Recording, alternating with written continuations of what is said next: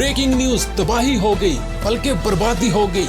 कैसा देश है भाई। हम तो कभी कभी आश्चर्य में पड़ जाते हैं कि वो बिरयानी भी क्या खाता है वाशिंगटन में, फैसिलिटेटर भी हो जाता है, बम भी मारता है, टेररिस्ट भी एक्टिविटी भी करता है और मुज़ाकरात भी करवाता है। मोदी जी यहाँ योगा में स्टाइल मार रहे हैं और वहाँ ट्रम्प जी ने अपना जहाज पाकिस्तान की तरफ मोड़ दिया है। जी नाज़रीन, ये वही पाकिस्तान है जिन्होंने हमारे राफेल गिराए और हमें दुनिया में रुस्वा करने के लिए छोड़ दिया।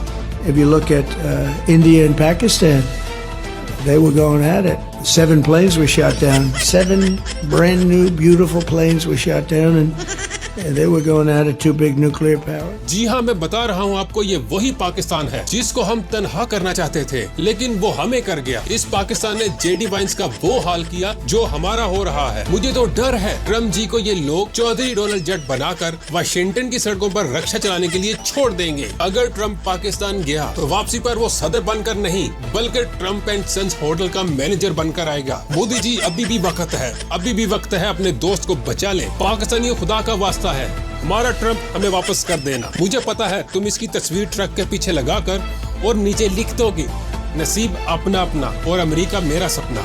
Pakistan has been great. They've been so good. Islamabad, I might go. Yeah. If the deal is signed in Islamabad, I might go.